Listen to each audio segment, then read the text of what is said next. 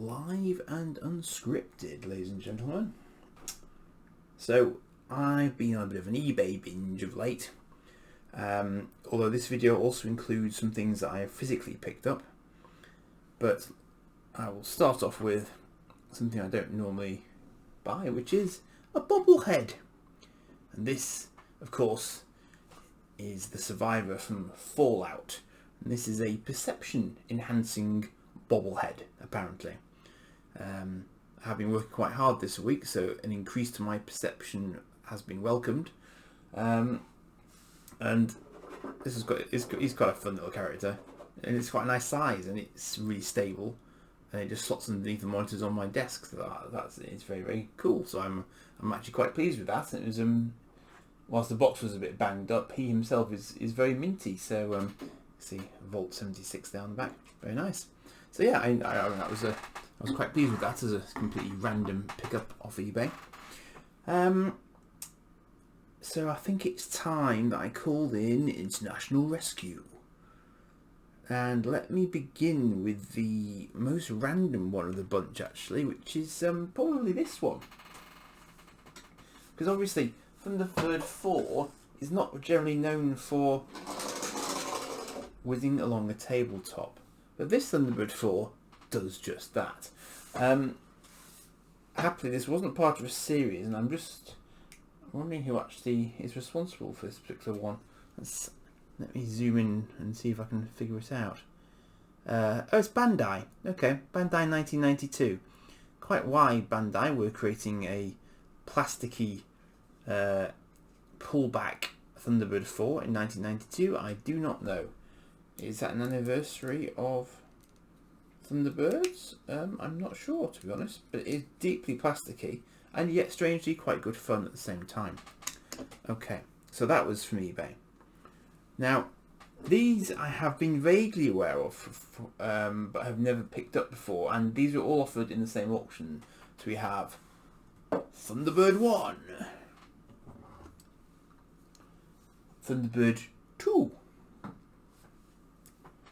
Thunderbird 3, and Thunderbird 4. I do not have a Thunderbird 5. I don't know if there was one, but I do not have one. But I did also get this one.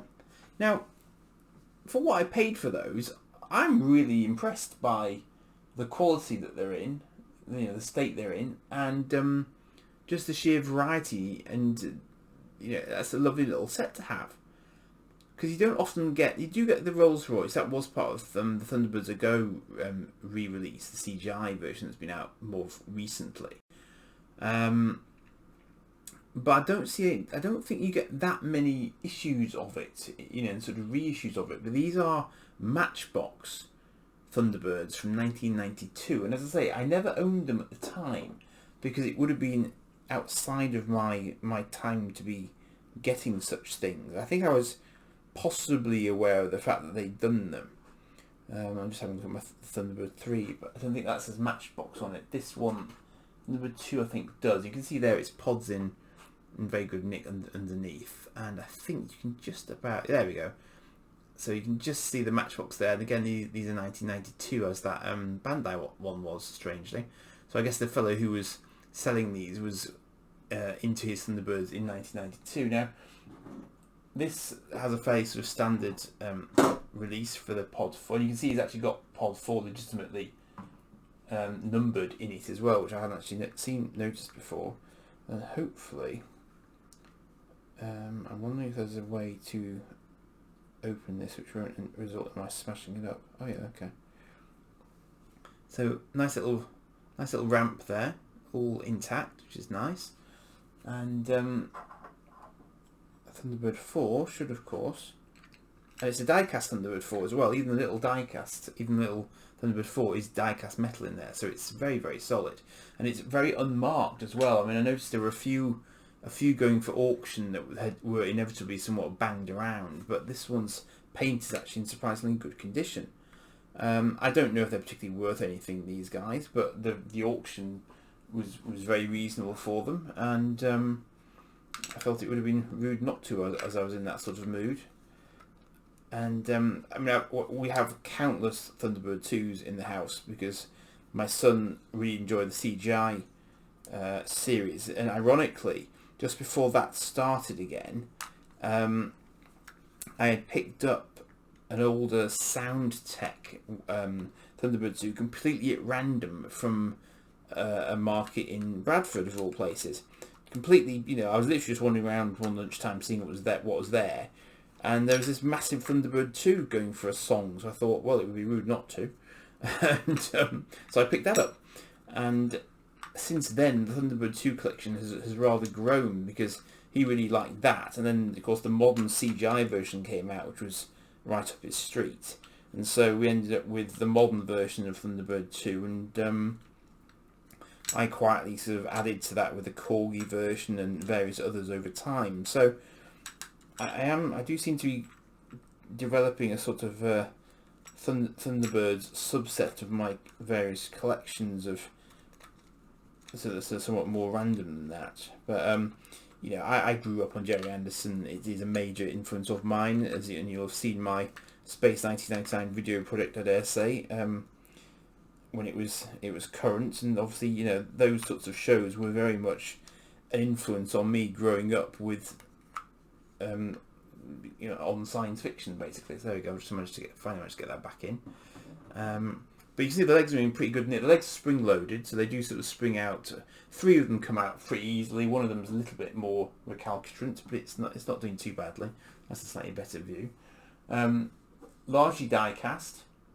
Or it's not die cast, and just, you know, metal generally. Apart from that nose, which is very sensibly plastic. Well, in fact, it's probably rubber. That you can see it moving. That's quite soft for very obvious eye-preserving reasons. Lady Penelope's car is nice. It still rolls quite happily.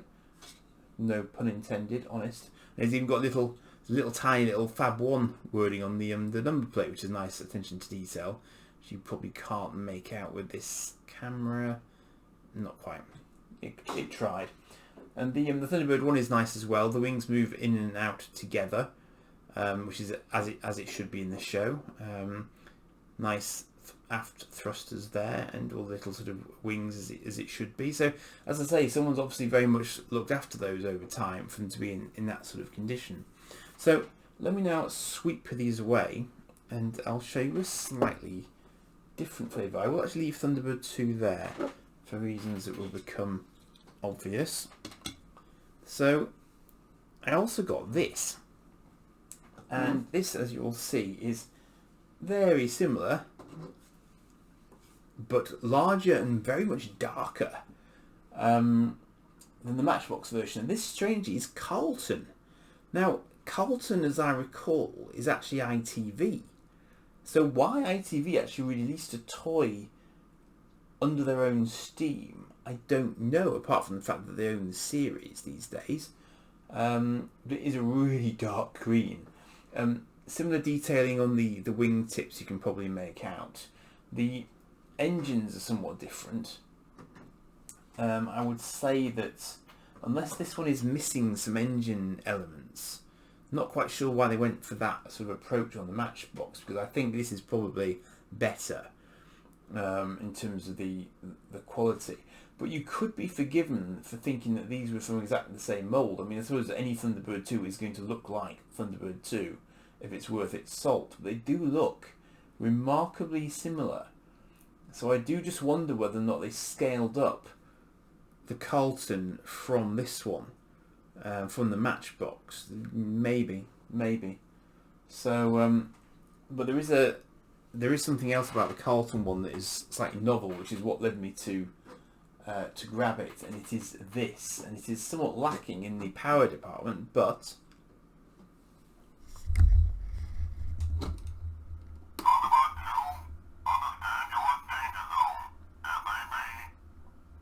so as you can hear, that's I haven't put a new battery in it, but it is electronic. And there was a Tracy Allen that came out probably early 90s, so it may be that it's tied to that. I don't know if this says when there is a mention of Carlton just underneath the nose there, and I am squinting at it, but I can't make that out.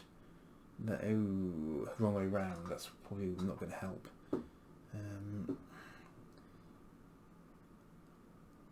2000, I think. I think I make that 2000. Made in China 2000, I think. So actually, that's quite recent as Thunderbird 2s go. Let's drop out the pod. Crunch. That's actually the first time I've done that, so that was quite impressive. So again, nice ramp, and again, very similar ramp to the other one as well. And out pops Thunderbird 4. And this is a solid plastic Thunderbird 4, this one. Not metallic as the other one was, but it's still quite a nice one. It's got the sort of the bulldozer on the front as well, like the other one did have. But I would say that's not quite the traditional Thunderbird 4. I'm not sure it was it quite that long? Maybe they just decided to accentuate it a little bit just to make the bulldozer bit sort of stick out a bit more. But it's impressive though. I rather like that so the way it looks front on as well. It's even got the slight sort of greying effect on there, which I think is quite nice as well. It's hard to know. I think it might just be the light actually. I think it is just green, but I quite like the sort of the ridges there. And in fairness, the other Matchbox does have that. So it's all in all, they're both really nice examples of Thunderbird 2s, which I now have who knows how many, but a significant number it would seem. But all the actions and so on are very sort of positive. And again, this has got spring-mounted legs, so it's all they like to be put in at the same time, though, I've just noticed. But that's eminently whooshable around, and it's a very, very dark colour scheme. I'm not quite sure what the official green would be for Thunderbird 2, but it's good. It's good. It's a really good representation. I've seen far worse. At least it's not blue. Dinky. So, what else have I been getting? Let me switch over. Oh no, there's one more eBay thing actually. This isn't a toy. This is a book. Do you remember Moonbird? Because I remember Moonbird, and that's why I bought the book, obviously. But it was one of those ones that I remember from my very early childhood, and I thought, did I make that up? Was that just in my head? No. This is Moonbird and the Space Pirates, and there are a few other Moonbird books. There's Moonbird, Moonbird to the Rescue, and Moonbird and the Unicorn, but possibly amongst many.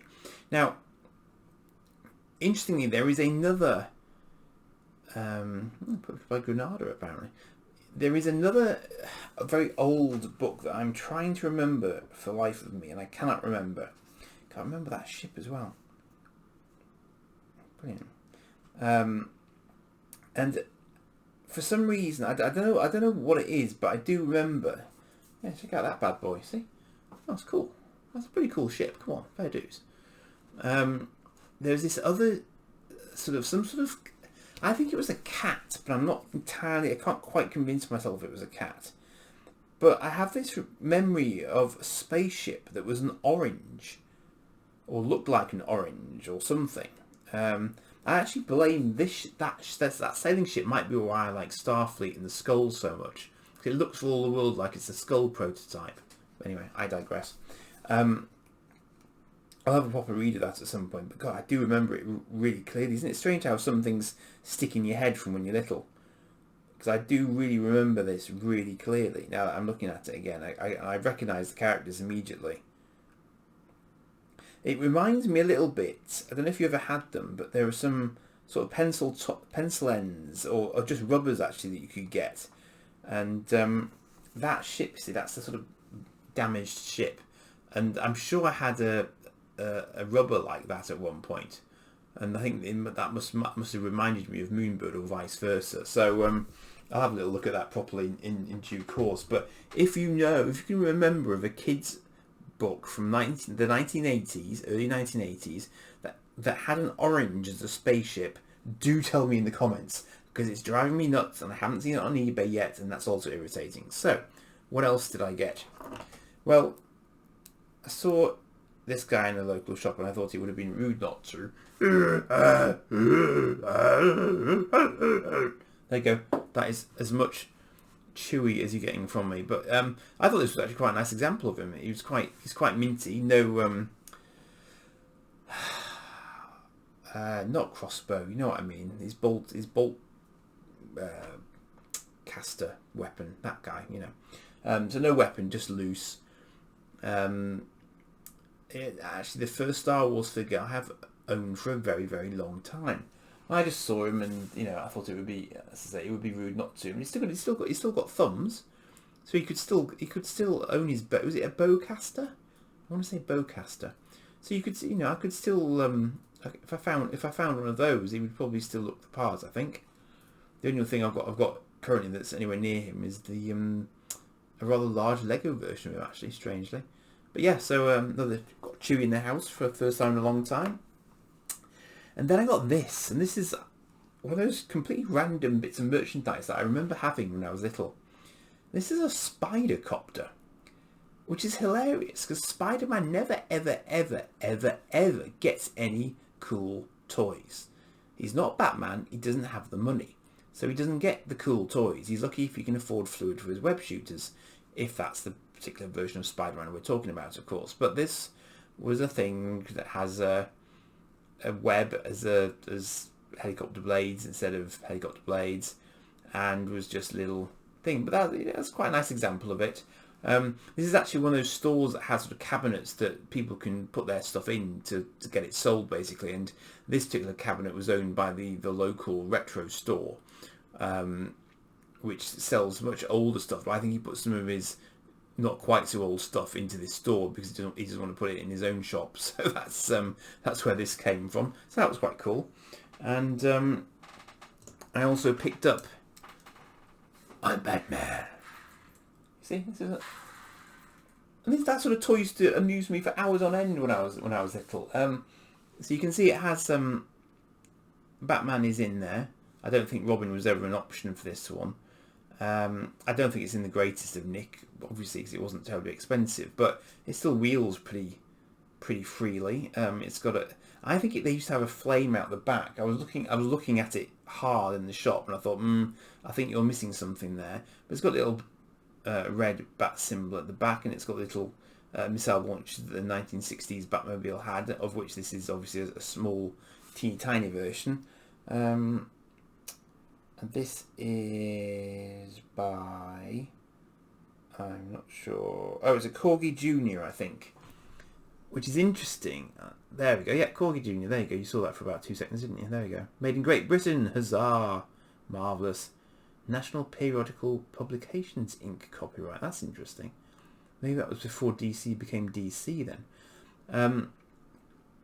But yeah, I'm sure I had one of these when I was little. It's quite dinky. I like it. Well, actually, it's not dinky. It's Corgi. Sorry, Corgi. I have recently discovered that a lot of the cars I had when I was growing up probably were Corgi Juniors, and Corgi, I think, were a little bit faster off the mark than Dinky in terms of getting licensing together, because I suspect that. I'm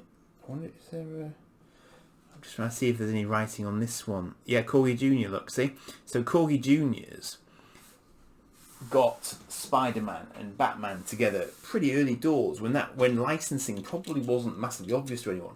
But I think they're also responsible for my Buck Rogers toys from back in the day as well. Because I think Corgi got that license then as well. So Dinky got the sort of the Jerry Anderson license and the Star Trek license. But I think Corgi largely got pretty much everything else going, one way or another. So that, I think, is probably where a lot of my childhood toys came from. And I'm gratuitously arranging these so that I can take a picture of them for the... which you will probably already have seen at this point, for the purposes of the YouTube thumbnail, which will look completely random to anyone who hasn't watched the video. But you know, now Chewy's not going to really sit anywhere nicely, is he? Let's stand him up there. There you go. Chewie's slightly taller than Thunderbird 3. So that will be...